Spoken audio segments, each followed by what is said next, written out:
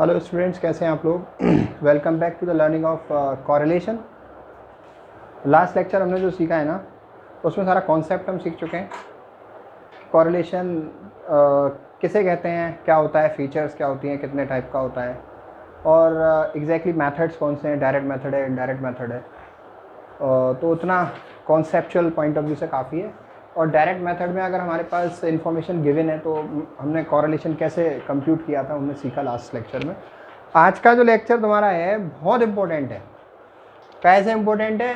क्योंकि इसमें अपन x variable पूरा हमारे पास गिवन है, वाई वेरिएबल पूरा हमारे पास गिवन है, और कॉरिलेशन हम कैलकुलेट करेंगे।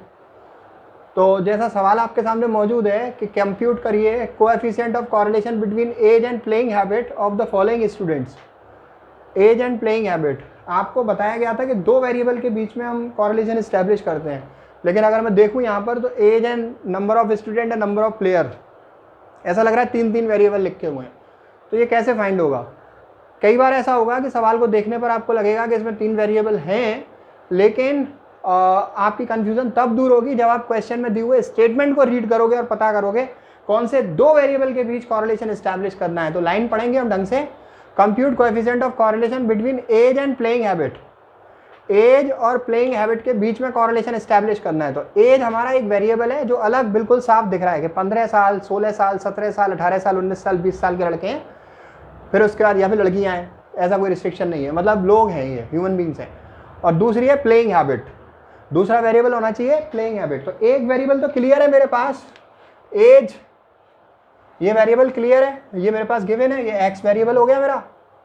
दूसरा वेरिएबल उसने कहा कि प्लेइंग हैबिट, तो प्लेइंग हैबिट के नाम पे तो मुझे कुछ दिया नहीं है, नंबर ऑफ स्टूडेंट दिए, नंबर ऑफ प्लेयर्स दिए।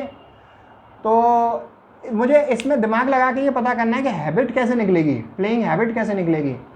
तो प्लेइंग हैबिट का मतलब जैसे नंबर ऑफ स्टूडेंट 250 हैं, उसमें से 200 प्लेयर हैं, फिर 200 मेरे नंबर ऑफ स्टूडेंट हैं 16 साल की एज वाले, और उसमें से 150 प्लेयर हैं।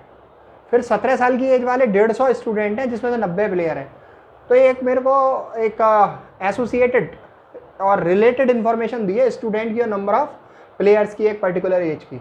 तो इन दोनों को यूज़ करके मैं एक परसेंटेज फाइंड कर सकता हूँ कि 250 में से 200 लोग अगर खेलने वाले हैं तो कितने परसेंट खेलने वाले हैं, 200 में से अगर 150 खेलने वाले हैं तो कितने परसेंट खेलने वाले हैं। वो जो परसेंटेज मैं कैलकुलेट करूँगा वो मेरी वाई वेरिएबल हो जाएगी। अब बात को ढंग से समझिए। कई बार ऐसा होगा कि एक्स और वाई वेरिएबल सीधे आपके पास क्वेश्चन में दिए होंगे, जिसको आप यूज़ करके कैलकुलेट करके कैलकुलेशन क्या फाइंड कर सकते हैं, लेकिन कुछ बार में आपको दिमाग लगाना होगा। जैसे यहाँ पर स्टेटमेंट पढ़ रहा हूँ तो age and playing habit, age मेरे पास दी है, वो एक्स वेरिएबल है, डायरेक्टली उसमें कोई दिमाग नहीं लगाना है। दूसरा है प्लेइंग हैबिट, तो प्लेइंग हैबिट यहाँ पर नंबर ऑफ स्टूडेंट और नंबर ऑफ प्लेयर्स के हेल्प से हम निकालेंगे। तो ये एक टेक्निक है। तो देखिए कैसे हम फाइंड कर सकते हैं परसेंटेज। जैसे 200 प्लेयर हमारे हैं 250 में से, 200 में से 250 का अगर मैं परसेंटेज निकालूंगा तो कितना आएगा, 80% प्लेयर। इसी तरीके से आपके 200 में से 150 प्लेयर हैं, तो 150 इंटू 100 अपॉन 200, तो कितने परसेंट हो गया, 75% हो गया। क्लियर? फिर इसके बाद तीसरा वाला आप निकालोगे। तीसरा वाला जो आप परसेंटेज निकालोगे, जो भी आपके पास में नंबर ऑफ स्टूडेंट्स और प्लेयर्स आपके पास दे रखे हैं उससे निकालोगे। 150 कितने में से, 90 है 150 में से, तो इनका परसेंटेज आप निकालो। ये कितना परसेंट आया, 60% आया। ये हमारा कितना परसेंट आया, 60% आया, राइट। फिर इसके बाद आप क्या करेंगे, आगे वाले परसेंटेज निकालेंगे। आगे वाले परसेंटेज कैसे निकलेंगे, 120 में से 48 प्लेयर्स हैं, तो कितना परसेंट हो गया, वो 40% हो गया। इसी तरीके से आप निकालते जाओगे तो परसेंटेज आपके पास आ जाएंगे, राइट। इसको आप यूज़ करोगे एज वाई वेरिएबल। अब मैं क्या करता हूँ कि ये वेरिएबल्स जो हमारे पास गिवन है, एक्स वेरिएबल एज का, वो मैं लिख लेता हूँ 15, 16, 17, 18, 19, 20, ये मैंने लिख लिया। फिर उसके बाद मैं वाई वेरिएबल लिख लेता हूँ। ये तो मेरा एज हो गया, अब मैं प्लेइंग हैबिट का y वेरिएबल लिख लेता हूँ। प्लेइंग हैबिट में किसे मानूंगा, जो मैंने इन दोनों की हेल्प से परसेंटेज फाइंड की है ना, उसे मानूंगा। इन दोनों की हेल्प से जो परसेंटेज फाइंड की है उसे मानूंगा। तो 250 में से 200 प्लेयर थे, तो उसमें से हमारा परसेंटेज आया था 80%। 15 साल वाले 80% प्लेयर हैं, और 16 साल वाले कितने परसेंट प्लेयर हैं? 75% प्लेयर हैं। और 17 साल वाले कितने परसेंट प्लेयर हैं? 60%। फिर 18 साल वाले 40%, 19 साल वाले 30%, और 20 साल वाले कितने परसेंट हैं? 80 में से 12 का परसेंटेज कितना होता है? निकाल के देख लेता हूँ। 12 इंटू 100/80, 15%। ओके, 15%। ये हमारा आ गया एक्स और वाई वेरिएबल। इसके बाद फिर दूसरी बात आती है जो आपको समझनी चाहिए कि साहब मेथड कौन सा लगाएंगे, डायरेक्ट मेथड या फिर इनडायरेक्ट मेथड। आप कोई सा भी मेथड लगाओ, दोनों मेथड से हमारा आंसर सेम आता है, राइट। बस क्या है कि डायरेक्ट मेथड में आपको अलग से एच डी कैलकुलेट करना पड़ेगा, अलग से d x d y calculate करना पड़ेगा। मतलब फॉर्मूले की जो रिक्वायरमेंट होगी डायरेक्ट मेथड की, वो आपको अलग से कैलकुलेट करना पड़ेगा, राइट। तो वो सारी चीज़ें हैं, लेकिन मैं आपको यहाँ पर इनडायरेक्ट मेथड से करके दिखा रहा हूँ। That is the most important method, indirect method, जो आपको बहुत ढंग से सीखना है। इनडायरेक्ट मेथड, तो कैसे इसको एग्जीक्यूट करोगे आप? देखिए, इसमें आप एक काम करिए, सेकंड वाले को एज्यूम मान लीजिए, राइट। ज़्यादा से ज़्यादा स्टार्टिंग जब आप करो ना, सेकंड वाले को एज्यूम मान के उसको सवाल को सोल्व करने का स्टार्टिंग करना। डी एक्स निकालिए। डी एक्स कैसे आएगा? मैंने जो एज्यूम माना है इसको मुझे इन सब में से लेस करना है।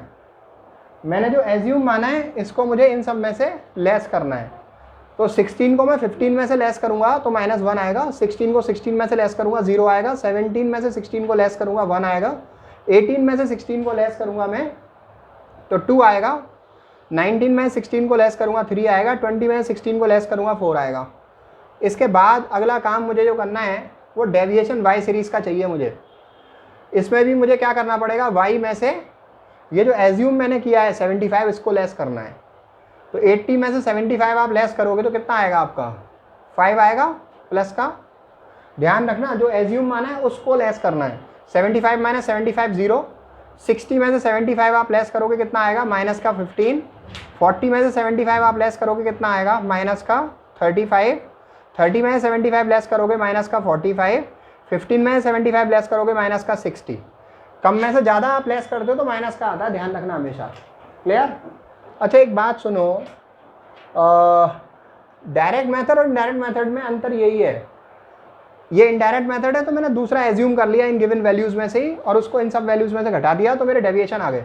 लेकिन अगर ये डायरेक्ट मेथड होता तो मैं इन सब को जोड़ता, 1 2 3 4 5 6, इन सारी एजेस का टोटल लगाता, उसको मैं 6 से डिवाइड करता, फिर जो मेरा आंसर आता मीन का, उस मीन को मैं इन सब में से घटाता, तब डेविएशन आता। अब वो चाहे पॉइंट में होता तो मुझे पॉइंट में ही कैलकुलेशन आगे बढ़ानी पड़ जाती, राइट। ऐसे ही मुझे वाई के साथ भी करना होता। अब बच्चे क्या करते हैं साहब कि मीन एक्स सीरीज़ का होल नंबर में आया है तो हम आसानी से उससे डेविएशन निकाल पा रहे हैं, निकाल देते हैं। लेकिन वाई सीरीज़ का मीन साहब पॉइंट में आया है तो उसमें से एज्यूम मान लेते हैं। आपकी मनमर्जी नहीं चलेगी। आपको अगर इनडायरेक्ट मेथड यूज़ करना है तो दोनों आपको एज्यूम लेने पड़ेंगे इसमें से। अगर आपको डायरेक्ट मेथड यूज़ करना है तो दोनों का मीन निकाल के अलग से, चाहे वो पॉइंट में आए या कुछ भी, उससे फिर डेविएशन लेने पड़ेंगे, राइट। आप दिमाग में पहले ही क्लियर कर लो सॉल्यूशन करते समय कि आप इनडायरेक्ट मेथड करने वाले हो तो दोनों एज्यूम लगाएंगे और फार्मूला बड़ा वाला लगाएंगे। बड़ा वाला फार्मूला कौन सा होता है? बहुत ज़्यादा बड़ा नहीं होता है, वो छोटा सा होता है, नेक्स्ट सा। देखो मैं दिखा देता हूँ। फार्मूला यहाँ पे था summation d x d y into n minus summation d x into summation d y whole upon छोटा सा स्क्वायर रूट लगाते हैं बस यहाँ से यहाँ तक का, राइट। फिर इसमें अपन लिख देते हैं छोटा सा bracket summation d square x into n minus summation d x का होल स्क्वायर, ब्रैकेट छोटा क्लोज, दूसरा छोटा ब्रैकेट चालू, summation d square y into n minus summation d y का स्क्वायर, छोटा ब्रैकेट दूसरा वाला क्लोज कर देते हैं अपन, राइट। ये फॉर्मूले की रिक्वायरमेंट है फॉर्मूले को देख के पता चलता है कि मुझे ये चाहिए, मैं कैलकुलेट करूँगा यहाँ टेबल में, राइट। सिग्मा डी एक्स चाहिए, सिग्मा डी वाई चाहिए, सिग्मा डी स्क्वायर एक्स चाहिए, घबराना नहीं चाहिए, राइट। ये सब चाहिए लेकिन इसको देख के घबराना नहीं चाहिए, धीरे धीरे कैलकुलेट करना चाहिए, ओके। तो देखो, तो डी एक्स तुम्हारा आ गया, डी एक्स का स्क्वायर निकाल लीजिए, तो उसको हम डी स्क्वायर एक्स कह सकते हैं। -1 का होल स्क्वायर, हमेशा होल स्क्वायर प्लस में होता है, -1 इंटू -1 प्लस होता है, 0 इंटू 0 डबल 0 होता है, लेकिन एक ही 0 लिख दो यहाँ पे, राइट, परेशान होने की जरूरत नहीं है। 1 का स्क्वायर 1 होता है, 2 का स्क्वायर 4 होता है, 3 का स्क्वायर 9 होता है, 4 का स्क्वायर 16 होता है। अभी इसके बाद डी वाई, मतलब डी स्क्वायर वाई फाइंड करना है मुझे। डी स्क्वायर वाई कैसे फाइंड होगा, डी वाई का डी वाई में इंटू 5 इंटू 5 25, 0 इंटू 0 0, -15 का होल स्क्वायर कितना होता है, 225 होता है। कैसे आता है, कैलकुलेटर में 15 लिखो, इंटू का साइन दबाओ, फिर इक्वल टू का साइन दबाओ, तुरंत आ जाता है, राइट। कैलकुलेटर पास में रखो, मैनुअल कैलकुलेटर, मोबाइल वाला नहीं, मैनुअल कैलकुलेटर, राइट। फिर इसके बाद -35 का होल स्क्वायर करो, -35 का होल स्क्वायर कितना होता है, -35 इंटू -35 1225, राइट। फिर इसके बाद -45 का स्क्वायर करो, -45 का स्क्वायर कितना होता है, 2025 होता है। और -60 का स्क्वायर कितना होता है, 3600 होता है। ये वाला भी चेक कर लेना साथ में, 1225। अब देखिए इसके बाद dx का dy में इंटू करना है, dx इंटू dy। ये कैसे होगा, ऐसे उंगली रखनी पड़ेंगी दोनों, -1 इंटू 5, घटा मत देना, 4 लिख दो तुम, मल्टीप्लाई करना है -1 का 5 में, -5 0 0 0, तो -15 का 1 में करो -15, -35 का 2 में करो -70, -45 का 3 में करो -135, -60 का 4 में करो -240। अब कैलकुलेटर चलाओ, ये सारे माइनस के आ गए, राइट। इनका मल्टीप्लाई होके सारी माइनस में आ गए, इनको जोड़ो तो sigma d x d y की वैल्यू आएगी, बोलो कितनी आई। इन सबको जोड़ोगे सिग्मा डी स्क्वायर वाई की वैल्यू आएगी, इन सबको जोड़ोगे सिग्मा डी स्क्वायर एक्स की वैल्यू आएगी, इन सबको जोड़ोगे सिग्मा डी एक्स की वैल्यू आएगी, इन सबको ऐड करोगे सिग्मा डी वाई की वैल्यू आएगी। 4 और 3 7 और 2 9 और 1 10 में से 1 गया 9।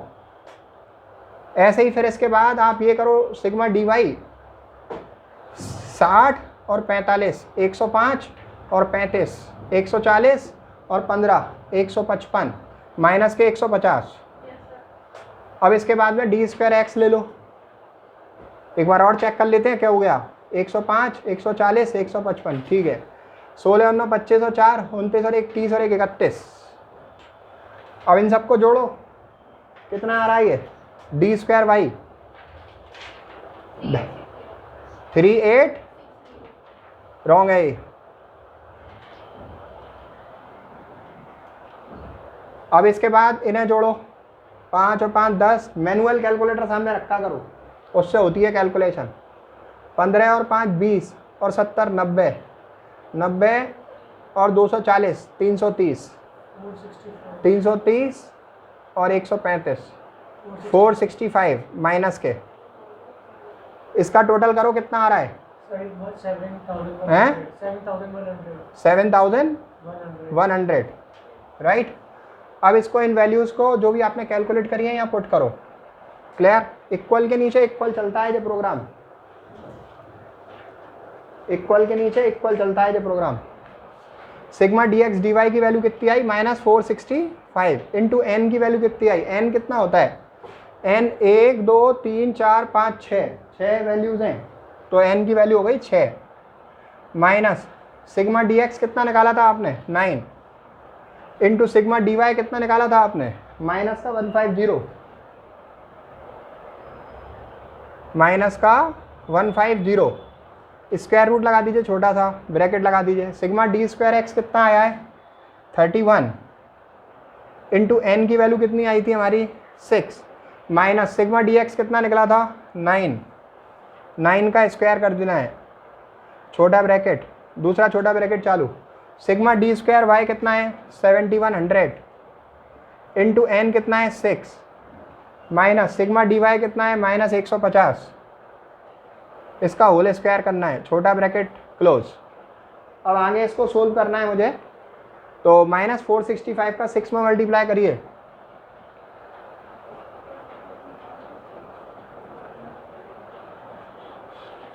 $2790 माइनस का, और ये माइनस माइनस इंटू हो जाएगा प्लस हो जाएगा 1350। अब ब्रैकेट लेके आइए, अंडर रूट लगाइए।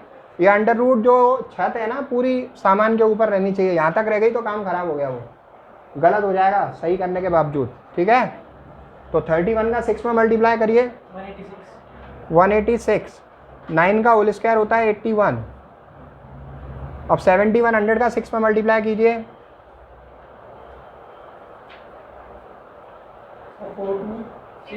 -15 का -150 का होल स्क्वायर कितना होता है, प्लस में ही आएगा वो, लेकिन ये वाला माइनस तो ये फॉर्मूले का है। 22,500। अब इसको लेस करना है मुझे, 1350 में से मुझे 2750 लेस करना है। कम में से ज़्यादा माइनस करूँगा तो माइनस का आएगा ये, राइट। तो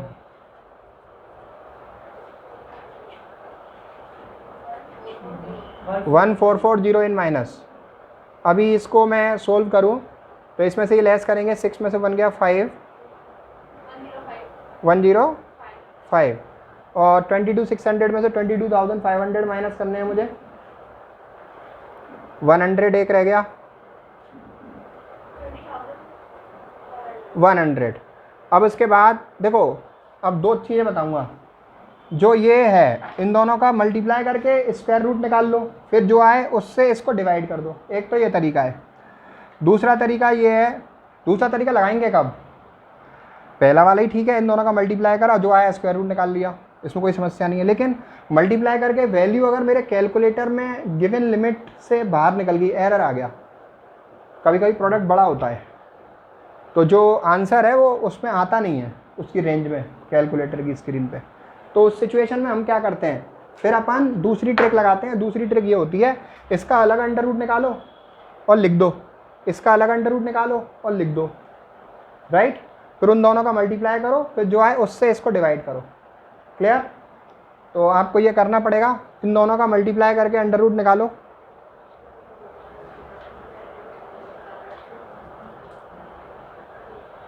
इन दोनों का मल्टीप्लाई करो कैलकुलेटर पे, फिर स्क्वायर रूट निकालो।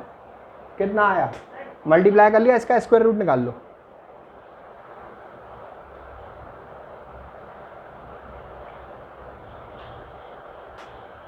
आंसर तो हम जानते हैं माइनस में आना है। क्यों आना है माइनस में, क्योंकि नेगेटिव कॉरेलेशन होता है, हम जानते हैं एज और प्लेइंग हैबिट में। इसका स्क्वायर रूट कितना आया दोनों का मल्टीप्लाई करके, सर आया था 1452.76। इससे इसको डिवाइड करके कितना आ रहा है 0.9991। तो 0.99 ही मान लो। तो परफेक्ट नेगेटिव, हाईली नेगेटिव कॉरेलेशन है। एज बढ़ेगी तो आदमी खेलने की जो उसकी हैबिट है वो कम हो जाएगी, राइट। ये सब चीज़ें जो कैलकुलेशन है, ये स्टैटिकल टूल इन बातों को सेटिस्फाई करते हैं। एज बढ़ती जाएगी, प्लेइंग हैबिट कम होती जाएगी, नेगेटिव कॉरेलेशन है इसमें। आंसर हमारा माइनस में आ रहा है, राइट। अगर कोई ऐसी चीज़ होती कि एज होती और ब्लाइंडनेस होती, एज होती और ब्लाइंडनेस होती, कि एज बढ़ती जा रही है तो ब्लाइंडनेस बढ़ती जा रही है, तो उसमें पॉजिटिव कॉरेलेशन होता है। क्लियर, ये बात आपको समझनी चाहिए। अगर इसी सवाल को मुझे इन डायरेक्ट मेथड से करना है तो मुझे क्या करना पड़ेगा, मैं समझता हूँ ये समझ गए हो गया आप इनडायरेक्ट मेथड। अब डायरेक्ट मेथड थोड़ा सा बता देता हूँ। अगर मुझे डायरेक्ट मेथड से क्या करना है तो summation dx dy upon n into h d x into h d y, या तो ये फॉर्मूला लगाऊंगा मैं, या फिर summation dx dy upon square root sigma d square x into sigma d square y, या फिर ये फॉर्मूला लगाऊंगा। दोनों फॉर्मूले से answer will remain the same, direct के इन दोनों फॉर्मूले से भी, और जो आंसर आएगा वो इनडायरेक्ट के फॉर्मूले से भी सेम आएगा। लेकिन ये जो छोटे फॉर्मूले लग रहे हैं जिन्हें देख के बच्चे खुश हो जाते हैं, ये केवल हम तब लगाते हैं, या ये केवल तब लगाए जाते हैं जब हम चाहते हैं कि ये फॉर्मूला लगाना है। तो फिर हमारा तरीका ये होता है कि हम एज्यूम मीन से डेविएशन नहीं निकालते हैं, फिर हम इन सबको जोड़ते हैं, इन सबको जोड़ते हैं 15, 16, 17, 18, 19, 20, जो भी टोटल आएगा उसको 6 से डिवाइड करेंगे, मीन निकालेंगे और उस मीन को इन सारी वैल्यूज में से घटाएंगे, तब डेविएशन निकालेंगे। क्लियर? ऐसे ही वाई सीरीज का मीन निकालेंगे, उस मीन को इन सब में से घटाएंगे, फिर डेविएशन निकालेंगे, फिर उसका स्क्वायर करेंगे, d square x d square y. फिर एस डी निकालने के लिए आप फॉर्मूला यूज़ करेंगे जो आपको मालूम है भाई, एस डी एक्स का फॉर्मूला आपको मालूम है, root sigma d square x upon n, ये फॉर्मूला लगाएंगे फिर आप, राइट, डायरेक्ट मेथड में। फिर ऐसे ही एस डी वाई के लिए फॉर्मूला लगाएंगे आप, s d y equals to root sigma d square y upon n. फिर एस डी वाई एक्स निकाल चुके होंगे आप डायरेक्ट मेथड से, एस डी वाई निकाल चुके होंगे आप डायरेक्ट मेथड से, उनको आप यहाँ लिख देंगे और जो एक्चुअल मीन से डेविएशन आपने निकाले होंगे उन दोनों का मल्टीप्लाई करके sigma d x d y निकालेंगे, उसका टोटल वो आप फॉर्मूले में पुट करेंगे, sigma d x d y upon n into s d x into s d y, तब वो आपका आंसर आएगा जो बिल्कुल सेम होगा। तो आपका ये असाइनमेंट है कि इसी सवाल को आप डायरेक्ट मेथड से भी करना और आंसर आए तो बताना, नहीं आए तो बताना, राइट। देखेंगे ज़रूरत पड़ेगी तो फिर बताएंगे। और ऐसा कभी नहीं होता कि साहब आंसर अलग आए, आंसर दोनों मेथड से डायरेक्ट इनडायरेक्ट से सेम आएगा, बजाय शर्त केवल एक ही है, आपको मालूम होना चाहिए कि आपको अगर ये फॉर्मूला अच्छा लग रहा है तो मीन जो डेविएशन है हमें एक्चुअल मीन से निकालने हैं, और अगर आपको एज्यूम मीन अच्छा लग रहा है तो फॉर्मूला फिर ये वाला लगाना है, राइट। ऐसा नहीं करेंगे कि एज्यूम मीन से डेविएशन निकालेंगे और फॉर्मूला ये वाला लगाएंगे, गलत हो जाएगा। Clear? So that's it for today. Thank you so much. We will be doing the next method in next lecture.